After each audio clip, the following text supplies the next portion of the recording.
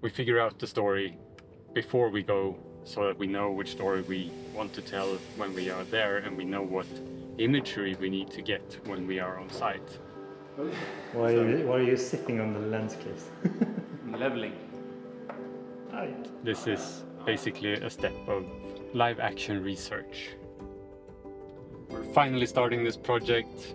We're not going to Uganda today, but we are going to Hökarängen, just south of Stockholm, to do a pre-interview with Lars, who we will do the film about.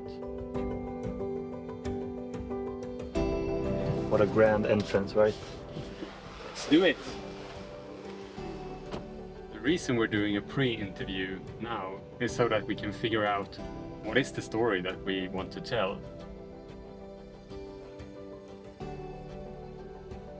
This will make the process so much easier, and we will hopefully avoid over-filming unnecessary stuff when we are on location.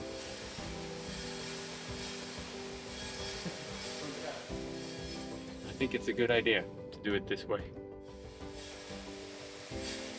My name is Lars Pilengrim, and I'm one of the co-founders of Lycke Kaffegårdar, or Lycke Coffee Farms. And we're currently in our small little roastery here in south of Stockholm in Hökarängen.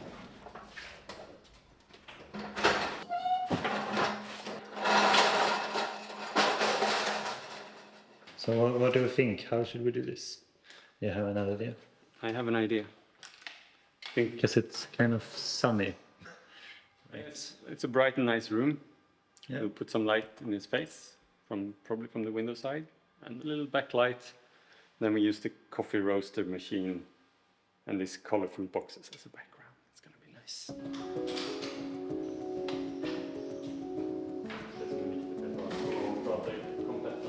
This film is gonna be about regenerative growing a coffee in Eastern Africa. Coffee is interesting, and I think it has so much more to the story of coffee than what we know when we actually buy it from the store. There's also the question if coffee is actually going extinct and what we can do about it, because we do like our coffee, right? As temperatures rise on the planet, coffee is going to be further threatened. By 2050, half of the land that we grow Arabica coffee on is going to be available, and that's because of global warming. So what we're seeing the need for is a drastic, systematic change on how coffee is produced.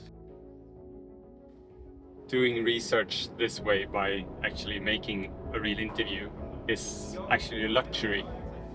It's only possible because we are actually in the same city, so we can actually meet him here and do all this prep work before we go. If he would have been based in Uganda, we would have done it probably over a Zoom interview, but this way we can actually use this interview in the film if he says brilliant things today that he won't repeat later for some reason.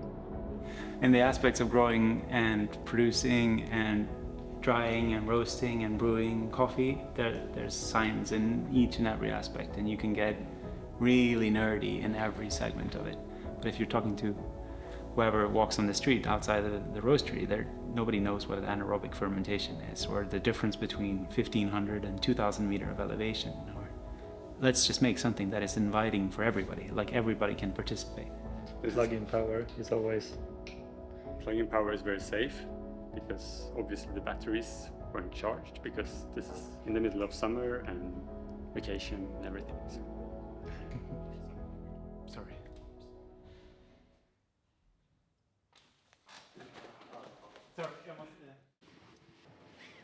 Feels good. Now we have a base interview for this film, and we can go home, start putting it on the timeline and finding the story and finding the structure of the story.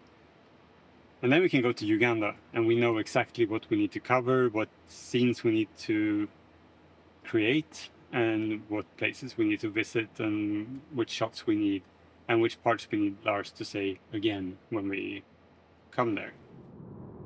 It's a good opportunity if you have access to the person that you are going to interview before you actually go to the location that you want to go.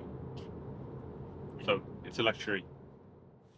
Now, can I make you commit on camera that maybe we should have the premiere there? The premiere Film. for the oh yeah, we can show it in the basement. Let's show the movie there.